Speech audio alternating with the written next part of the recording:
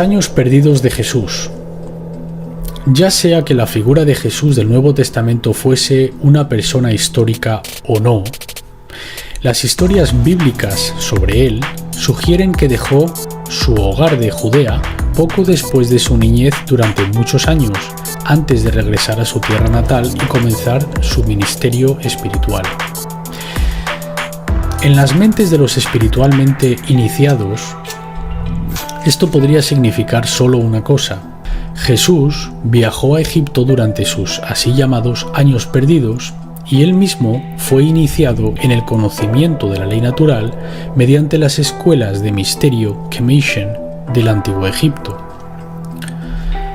De la misma forma que intentaron suprimir el resurgimiento de las escuelas de misterio que estaban siendo enseñadas en Alejandría, la nueva religión estatal sancionada por Roma de la cristiandad oficial, o de la constantinidad, como yo la llamo, comenzó con la supresión de los primeros verdaderos cristianos, los gnósticos. Las filosofías sobre las cuales el cristianismo esotérico está basado son anteriores a los relatos de Jesús del siglo I AD por miles de años. La palabra gnosticismo proviene de la palabra griega gnósticos, que significa poseyendo conocimiento, y que a su vez deriva del sustantivo griego gnosis, que significa conocimiento. El gnosticismo fue un sistema religioso del segundo siglo, cuyos adeptos escribían y practicaban una forma precristiana de la filosofía que Jesús estudió y enseñó. Naturalmente, tal conocimiento esotérico tuvo que ser purgado a principios del cristianismo, entre comillas, exotérico, por los oscuros ocultistas y los comienzos de la Iglesia, a fin de asegurar que el poder potencialmente transformativo del gnosticismo no ganase un punto de apoyo en el Imperio Romano y amenazase así al poder de la arraigada clase dominante. Los manuscritos de Nag Hammadi y otros textos gnósticos, tales como la Pistis Sophia, contenían ideas que a los gobernantes de su tiempo, desde luego, no querrían se propagasen por todas partes. Estas enseñanzas incluían consciencia del mundo invisible que abarca la existencia de una ley moral cósmica que gobierna las consecuencias del comportamiento basado en la libre voluntad. Los gnósticos estaban enseñando y entendían la ley natural en el núcleo de su filosofía. Exponer la regencia de lo que los gnósticos llamaron los arcontes, los amos o la clase gobernante de la tierra. Algunos dirán que eran entidades no humanas, los arcontes, bien siendo seres sutiles, hiperdimensionales o extradimensionales, o incluso seres extraterrestres. Independientemente de cuál sea su naturaleza, su plan es el mismo: el controlar, el dominar, el manipular y el esclavizar. Por eso me gustaría llamar a la anarquía anarconía, ¿sabes? La palabra anarquía proviene de an-archon o an-arconte, la ausencia de amos o clase gobernante. No significa caos, como ya veremos. Estas enseñanzas también incluían el rechazo de toda falsa autoridad arcónica a favor de la verdadera autoridad de la ley universal moral del Creador. Esto es lo que los gnósticos practicaban, predicaban y aceptaban. Ellos sabían que no había autoridad legítima en el hombre.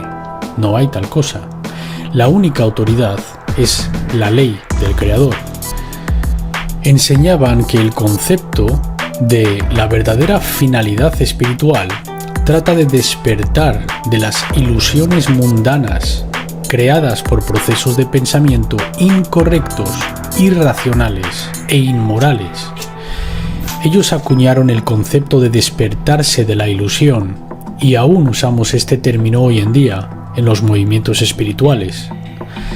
También enseñaban las consecuencias kármicas acumuladas durante múltiples vidas, que fue completamente aniquilado de las escrituras canónicas en el Concilio de Nicea. al igual que la existencia de 3 tipos de grupos de alma humanos. Esta puede que sea una de las filosofías gnósticas más interesantes porque puede dar explicación al por qué tenemos tanta dificultad para despertar a las personas ante la verdad. Consideraban que estos 3 grupos de almas eran distintas clasificaciones de espiritualidad dentro de los seres humanos.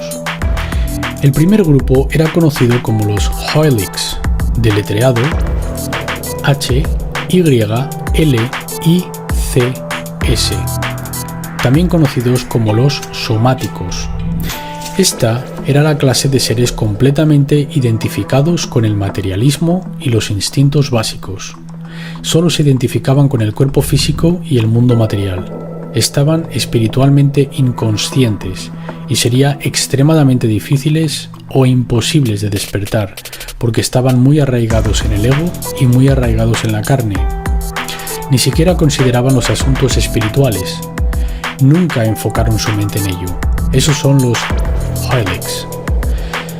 Luego tenían el grupo de seres humanos que clasificaban como los psíquicos, las personas que tenían alguna forma de consciencia espiritual. Estaban algo integrados en la mente, podían concebir, tenían procesos de pensamiento conceptual, pero solo realmente comprendían la espiritualidad desde una perspectiva emocional muy simple, en lugar de tener verdadero conocimiento, o en otras palabras, ocultismo.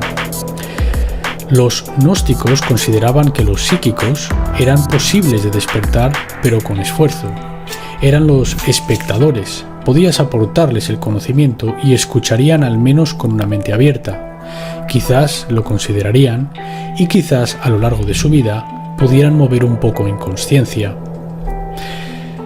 Quizás podrías despertar plenamente a algunos y otros no despertarían o regresarían de vuelta a la ilusión. Y luego el tercer grupo se conocía como los neumáticos, me encanta el nombre, que proviene de la palabra griega pneuma, que significa espíritu. Y estos eran aquellos que estaban espiritualmente despiertos. Eran el grupo de alma de alta consciencia. Eran los electos o los adeptos que encarnan para convertirse en maestros de conocimiento espiritual, los neumáticos. ¿Cuántos habíais oído esto? 3 en toda la sala. Vale, pues ¿ves? Incluso aquellos que estudian la información esotérica y la espiritualidad no habían oído de esto. Esto está bien enterrado. No querían que la gente entienda esto. La Iglesia, en sus comienzos, no querían que la gente entienda esto. Y desde luego, la clase gobernante no quiere que la gente lo entienda.